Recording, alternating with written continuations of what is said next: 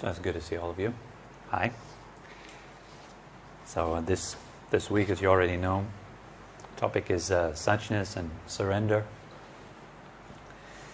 Last Saturday we're talking about knowing suchness, and today's topic is the permission to experience truth.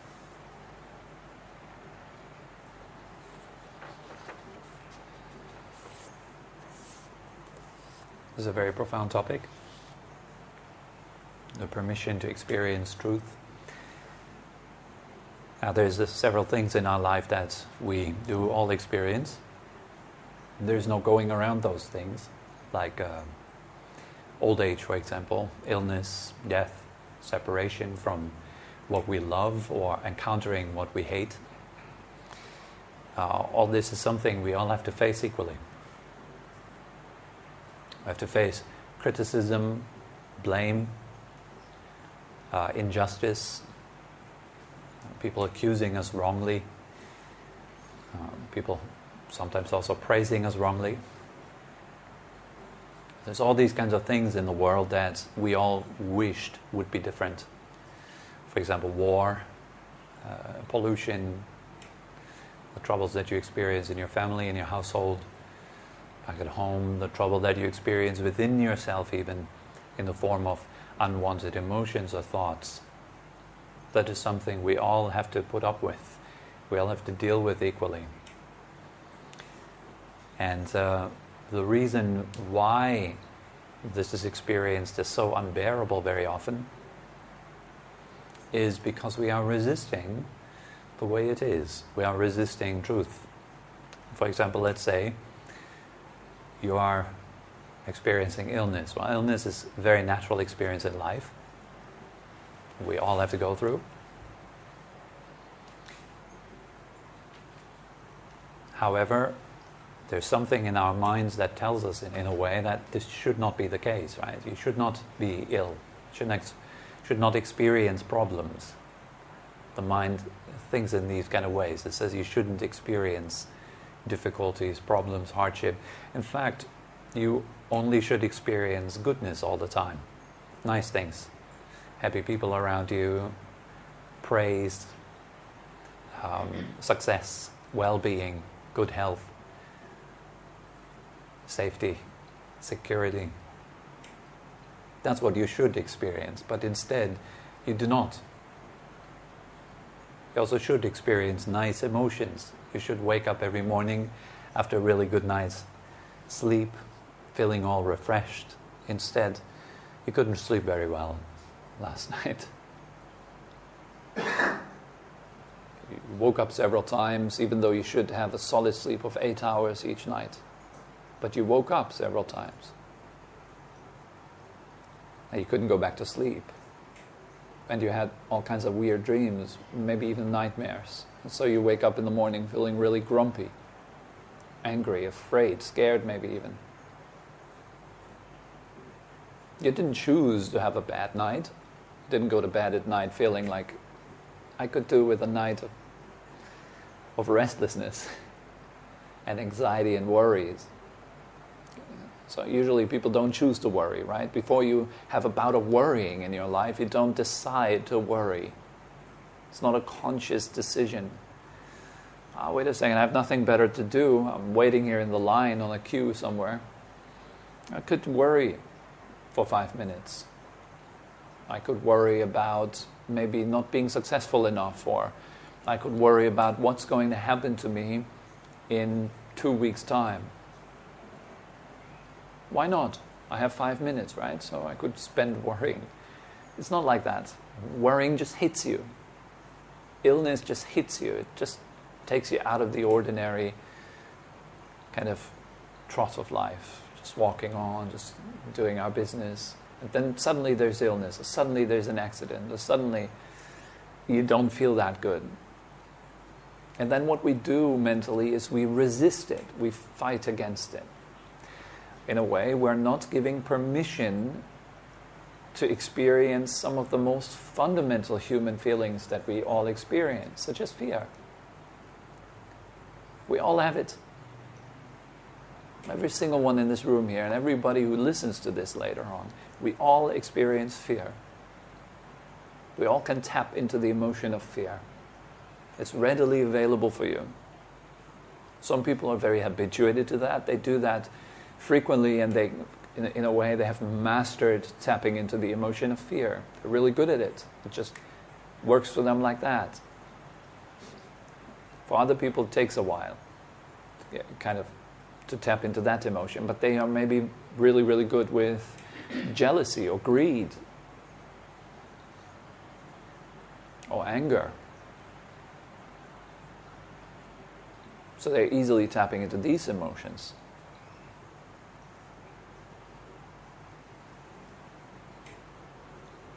All that is kind of, it works automatically. As I said in the beginning, we don't really choose to tap into these emotions. They just happen. Like seeing right now. It just happens, right? You don't have to make a conscious effort to see. You don't have to make a conscious effort to hear me. It just happens. Hearing just happens. Breathing, it just happens. So does emotioning. It just happens. So sometimes you'll find yourself feeling fantastic. At other times you feel horrible. Why?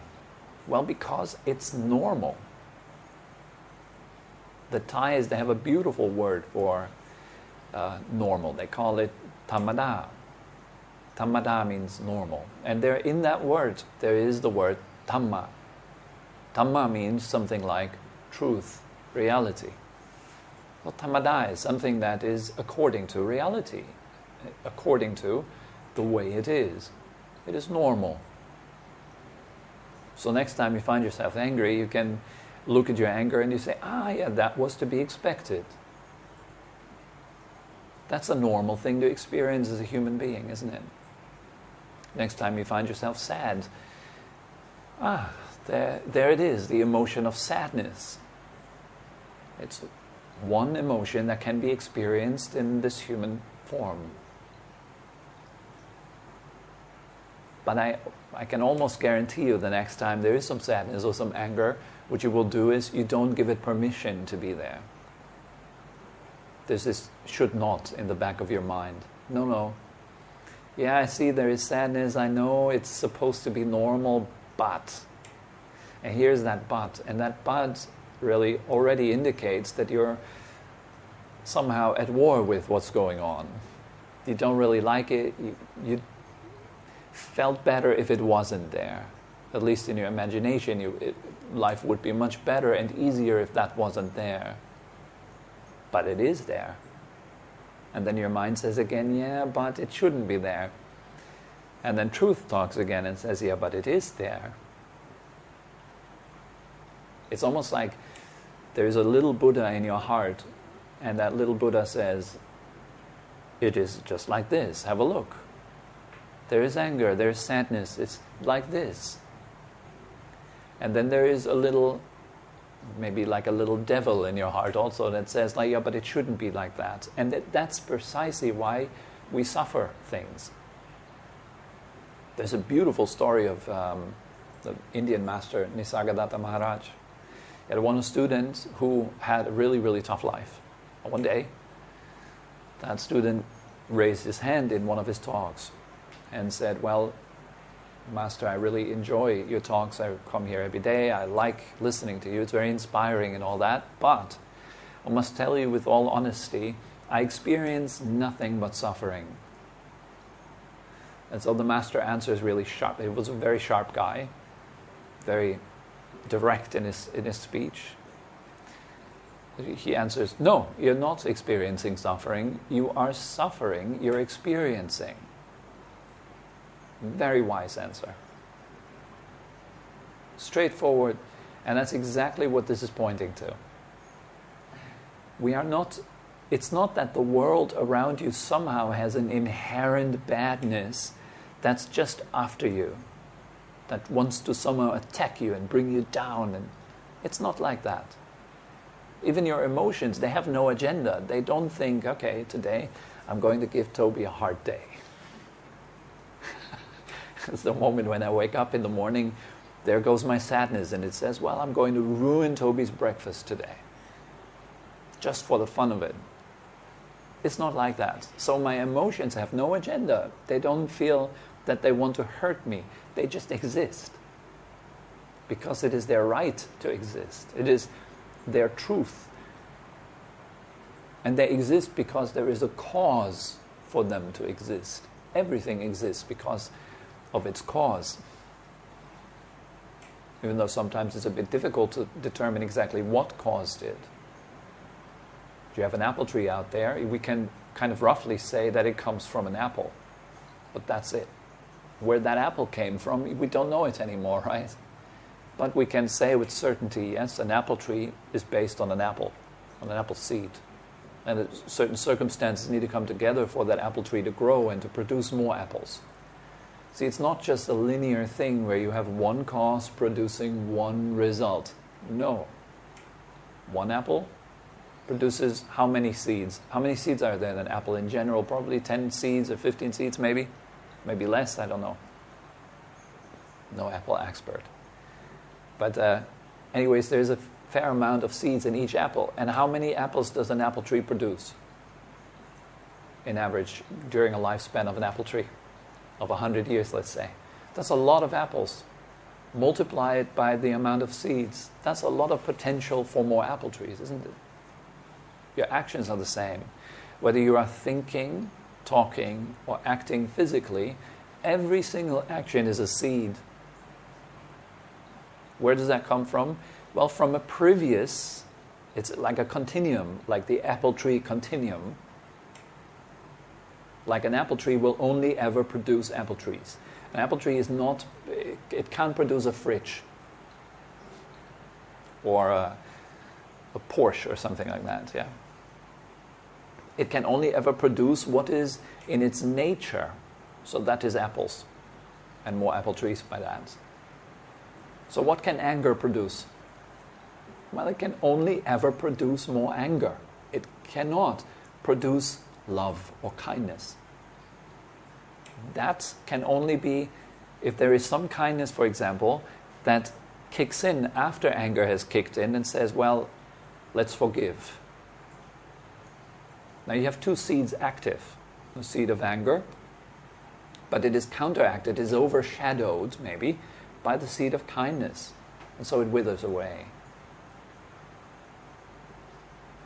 This is how this interplays. So even though we don't really know why we experience certain emotions and certain things in life, we can know for certain that everything you experience has its cause. And it is there because of an infinite amount of causes, actually. It's very, very complicated. Very profound network. In the way this universe works is just absolutely mind-blowingly profound. If there's just a little, if, for example, planet Earth would spin a little bit differently, it would be a totally different planet. Maybe life would be completely impossible on it, or it would look very differently. But it spins exactly that way. And we're exactly at that distance from the sun that allows for life to grow. It's very, very amazing to contemplate these things. You will see very clearly everything is in a very fine balance, and so is your anger, your sadness. All these things that you do experience, that we all do experience undeniably, they have a right to exist. But there's a part in our mind that doesn't give them this right. It says, no, it should not, though. It shouldn't exist. My sadness, my anger, my fear shouldn't be there. I should always be brave. I should always be happy. And I should always be healthy.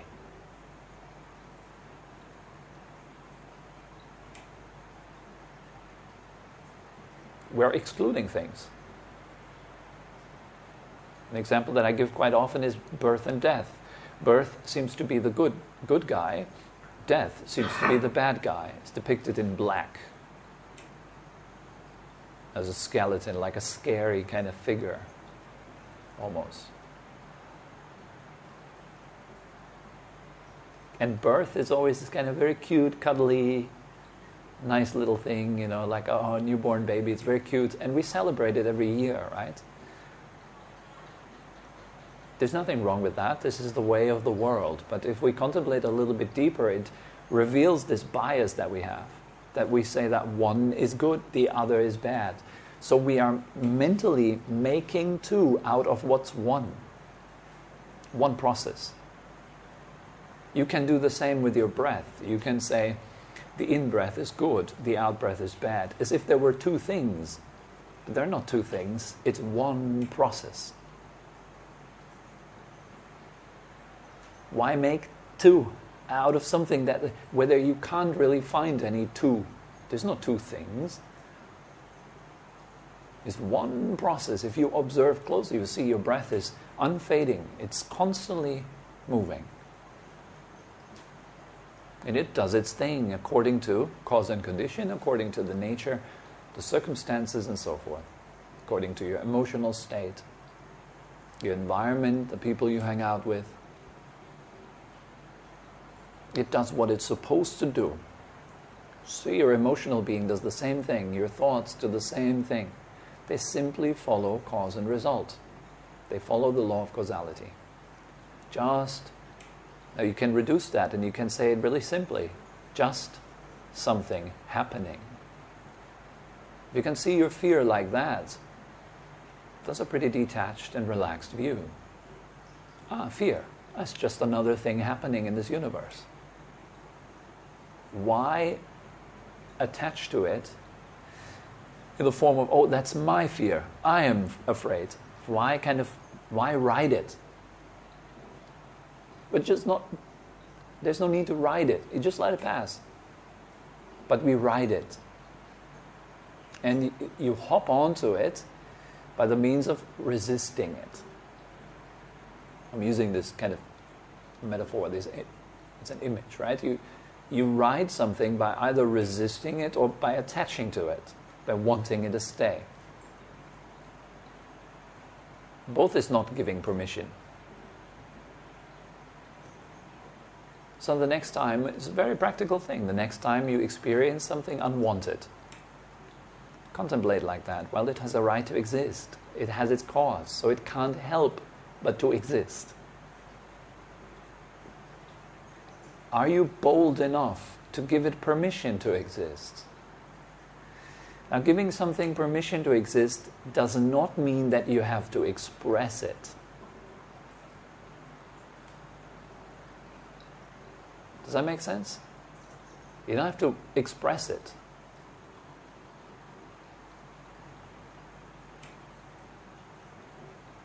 If you see someone in distress, like someone drowning, they scream, help, help, help.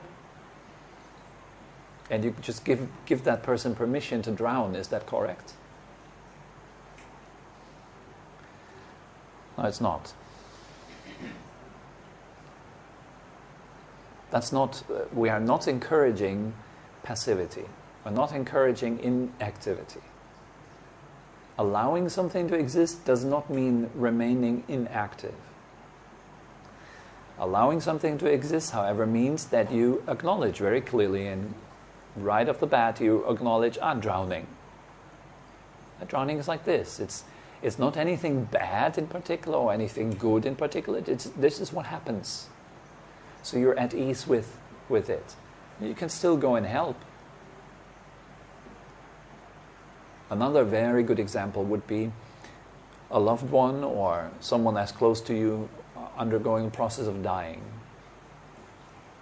Maybe some of you have already experienced that, or already witnessed someone passing away that you love very dearly. It is a very tough time. And that dying person, what they really need is that you are there with undivided and full attention for them. That's what they desperately need. They need someone to be their rock in that very tough situation. But since we have never trained to accept death, and we're so uncomfortable with it, we can't be that. We can't be there for those who needed us most. but we will be consumed by our own fears. I've talked with 2 paramedics independently. They gave me very interesting accounts. One said, for example, he was working in Boston on the streets. He was a paramedic for many, many years. He said that he found out that when people were in their last few minutes of their life, and he would come to the location and actually be with them as they died, they would look to him and ask him, "Doctor, am I going to die?" They wanted to know if they were going to die.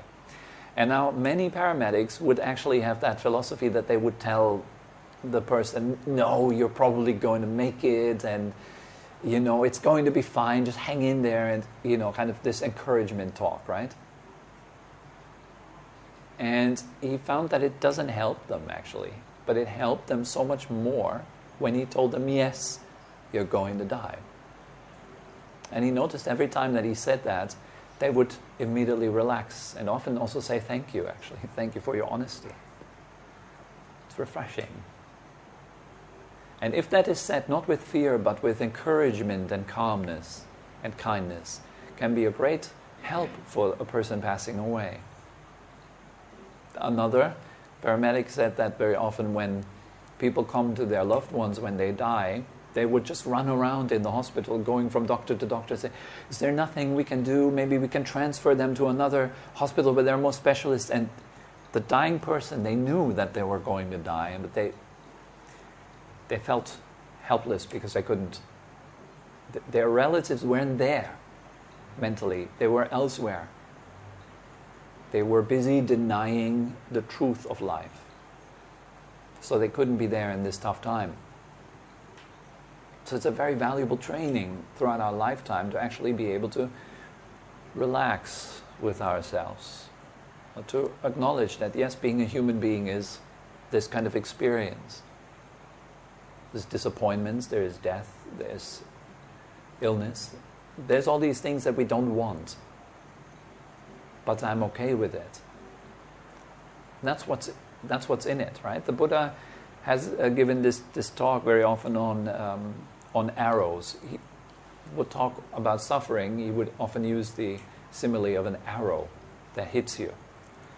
And in one talk, he talks a little bit about being hit by 2 arrows. One is just the natural stuff that happens to you in life, things going wrong. Yeah, you get an illness or someone criticizes you. That is just the natural arrow of life that hits all of us.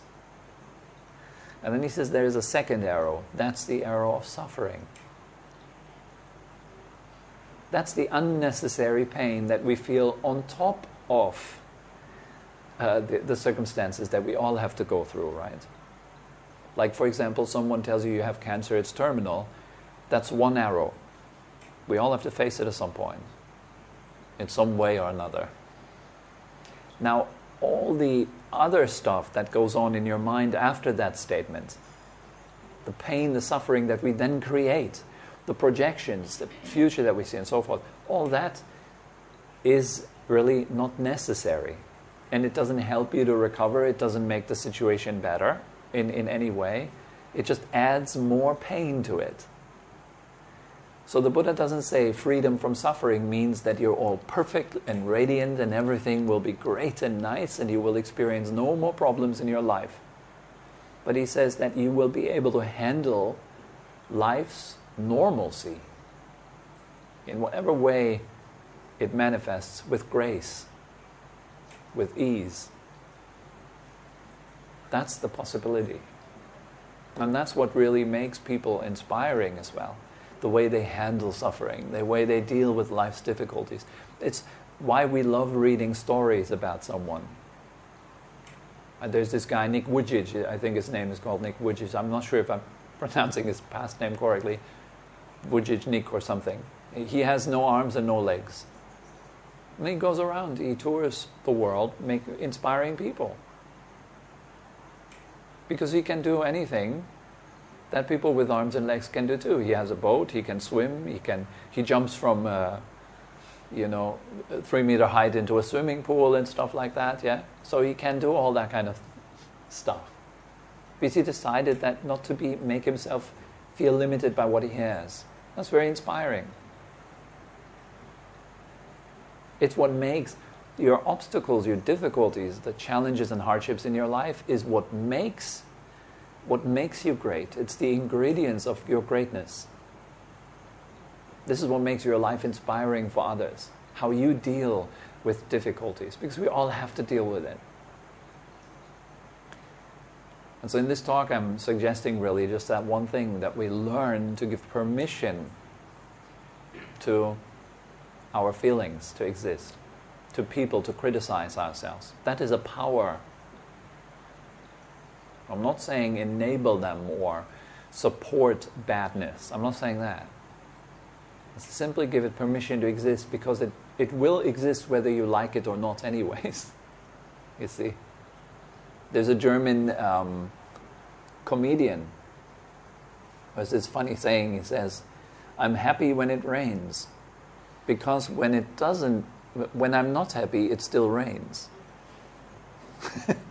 You see what I mean? I'm happy when it rains, because when I'm not happy, it rains anyways. You see, it doesn't matter. Our outrage, our anger, our hate, our resistance does not make the world a better place. If at all, it makes it worse. Right? So, maybe this is some food for reflection and something to take home with you and take into your practice. I hope it was in any way beneficial. Are there any questions?